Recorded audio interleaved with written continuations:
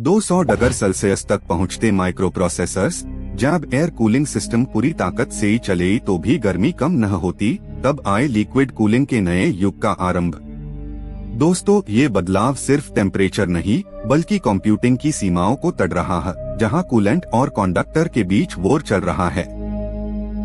आप जानते हैं 2024 तक दुनिया भर के डेटा सेंटर्स एक ग्लोबल इलेक्ट्रिसिटी का उपयोग करते हैं और इस विद्युत का आधा हिस्सा सिर्फ कूलिंग सिस्टम्स में चला जाता है। लिक्विड कूलिंग इस दौर को बदल रहा है क्योंकि ये 40 तक एनर्जी बचत है और हीट फ्लो को ज्यादा नियंत्रित रखता है। इमर्शन कूलिंग में सर्वर्स सीधा कूलेंट के अंदर डब होते ही है, जिससे तापमान केवल 45 सी पार स्थिर रहता है। ये तरीका पोल्यूटेंट्स और वाइब्रेशन दोनों को खत्म करता है और सिस्टम को लगभग 10 साल तक स्थिर रखता है।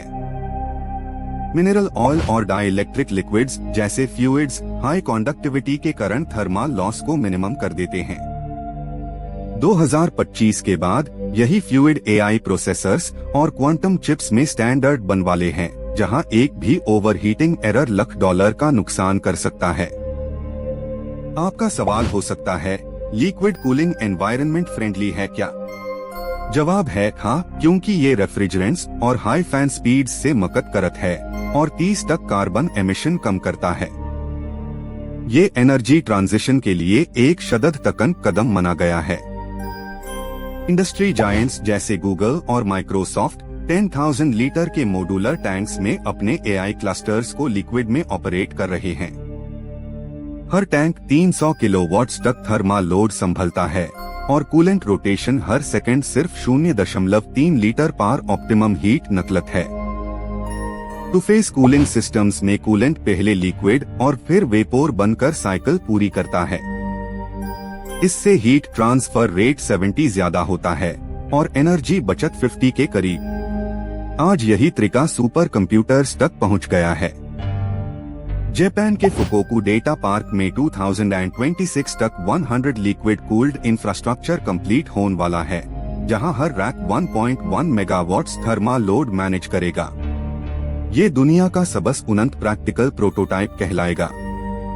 दोस्तों, नैनो फ्लूइड्स के प्रयोग ने लिक्विड कूलिंग में रेवोल्यूशन ला दिया है, जहां कॉपर और सिल्वर नैनो पार्टिकल्स कूलेंट में मिलकर हीट को इंस्टेंटली कंडक्ट करते हैं।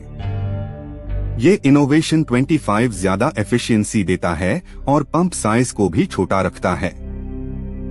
एक और रोमांचक कॉन्सेप्ट है माइक्रो चैनल कूलिंग, जहां लिक्विड माइक्रोस्कोपिक टनल्स से गुजरता है, हर चिप के लेयर तक पहुंचता है। इससे लोकलाइज्ड हॉटस्पॉट्स का खात्मा हो जाता है और सीपीयू के जंक्शन टेम्परेचर में 60 सी तक की गिरावट देखने को मिलती है।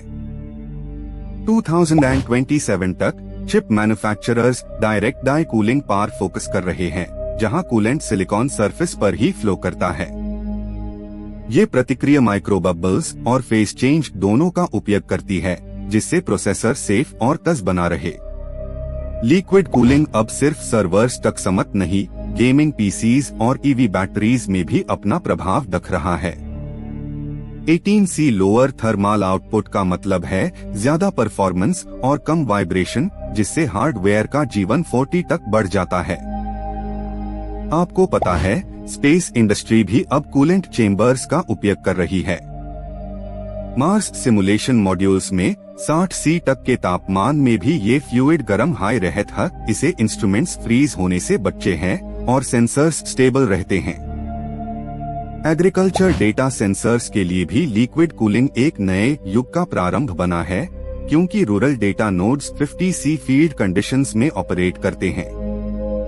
लिक्विड कूलिंग उन्हें सस्टेन्ड परफॉर्मेंस देता है, बिना हाई पावर फैंस के सहारे। हेल्थ केयर सेक्टर में MRI और CT मशीन्स का कूलिंग सिस्टम लिक्विड फेज पर शिफ्ट हो गया है, जहां 20 लीटर कूलेंट 10 मिनट में रिसाइकल होता है।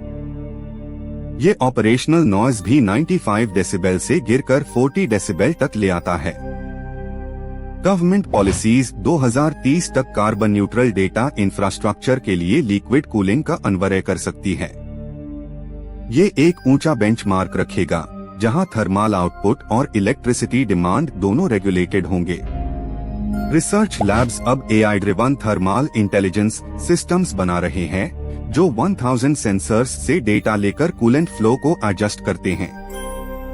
ये डायनामिक कंट्रोल्स 5C तक माइक्रो फ्लक्चुएशन मैनेज कर सकते हैं बिना ह्यूमन इनपुट के। हर इनोवेशन के साथ कूलेंट मटेरियल्स और डिजाइन और रिफाइंड होते ही जा रहे हैं।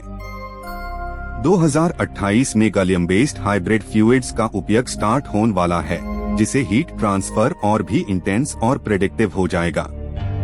आप सोच रहे होंगे, क्या कभी हमारे घर के लैपटॉप्स भी लिक्विड कूल्ड होंगे? हाँ, इंजीनियर्स ने मॉड्यूलर कार्ट्रिजेस बनाई है जो बैटरी और प्रोसेसर के बीच प्लग इन होती है। ये सिस्टम साइलेंट ऑपरेशन और लॉन्ग टर्म रिलायबिलिटी देता है। दोस्तों, फ्यूचर ऑफ लिक्विड कूलिंग कोई कल्पना नहीं बल्कि रैपिडली अनफोल्ड होती रियलिटी है।